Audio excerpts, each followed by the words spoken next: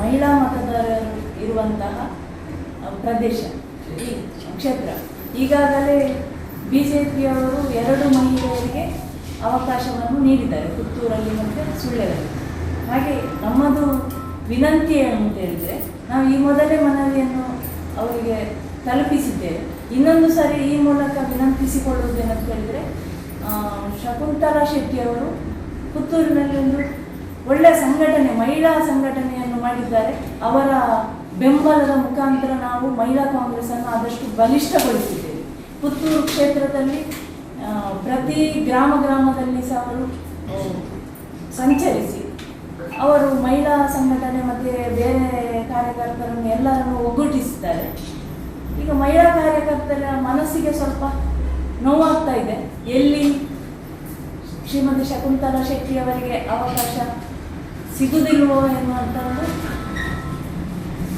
ಇದು ನೋವಿದೆ. ಹಾಗೆ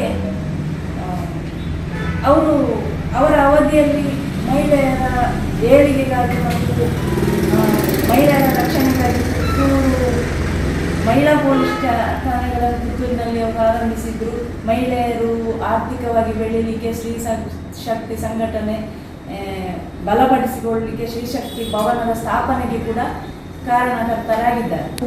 ಕೇಳಿಕೊಳ್ಳುವುದು ಅಂತ ಹೇಳಿದರೆ, ಮಹಿಳೆಯರಿಗೆ ಆದಷ್ಟು ಹೆಚ್ಚಿನ ಅವಕಾಶ ಕೊಡಬೇಕು. ಅದರಲ್ಲಿ ಸಹ ಶಕುಂತಲಾ ಶೆಟ್ಟಿ ಅವರೊಂದು ಅನುಭವಿ ರಾಜಕಾರಣಿ. ಈ ಸಾರಿ ಅವರಿಗೆ ಕೊನೆಯ ಅವಕಾಶ ನಾವು ಕೇಳ್ತಾ ಇದ್ದೀವಿ.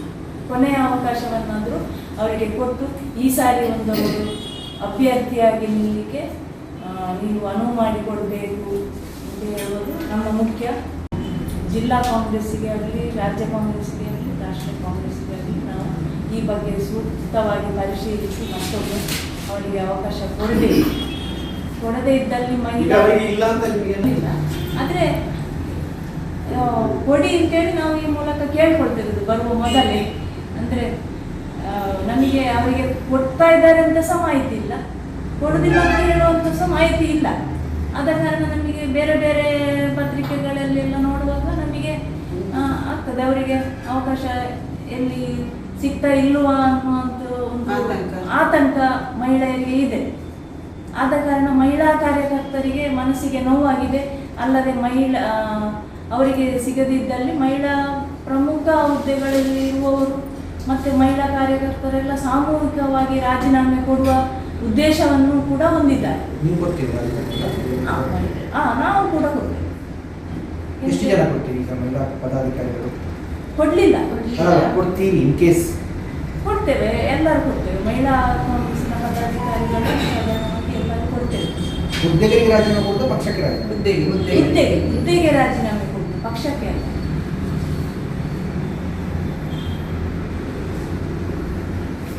ಅದ ನಂತರ ಈ ಉದ್ದೇಶ ನಿನ್ನೆ ಒಂದು ದಿನ ಬಿಟ್ಟು ಮೊನ್ನೆಯವರೆಗೆ ಕೂಡ ಡೆಲ್ಲಿಯ ಮಟ್ಟದಲ್ಲಿ ಶಕುಂತಲಾ ಶೆಟ್ಟಿ ಅವರ ಹೆಸರು ಮುಂಚೂಣಿಯಲ್ಲಿ. ನಂತರ ನಿನ್ನೆ ಸಡನ್ ಆಗಿ ನಮ್ಮ ಒಳಗೆ KPCCಯಲ್ಲಿ ಎಲ್ಲ ಇದಾಯ್ತಂತೆ, ಅಂದರೆ ಹೆಚ್ಚಾಗಿ ಬೇರೊಬ್ಬರ ಹೆಸರು ಬರ್ತಾ ಇದೆ ಅಂತೇಳಿ ಮಾಹಿತಿ. ಅಂದರೆ ಅಧಿಕೃತ ಘೋಷಣೆ ಆಗಲಿಲ್ಲ. ಆಗಿರುವಾಗ ನಮಗೊಂದು ಇನ್ನೂ ಸಹ ನಮ್ಮ ಒಂದು ಆಸಕ್ತಿ, ನಾವು ಸುಮ್ಮನೆ ಕೂತ್ಕೊಳ್ಳಿ ಸರಿ ಅಲ್ಲ, ನಾವು ಇಷ್ಟರಲ್ಲೇ ನಾವು ವಿನಂತಿ ಮಾಡಿದ್ದೇವೆ ಕೊಡಬೇಕು ಅಂತೇಳಿ, ಇನ್ನೊಮ್ಮೆ ನಾವು ಕೇಳುವ ಅಂತೇಳಿ ನಾವು ಇವತ್ತು ನಮಗೆ ಘೋಷಣೆ ಆಗಲಿಲ್ಲ. ಇಷ್ಟವರೆಗೆ ಈಗ ಈ ಒತ್ತಾಯ ಮಾಡಿದ್ದೇವೆ.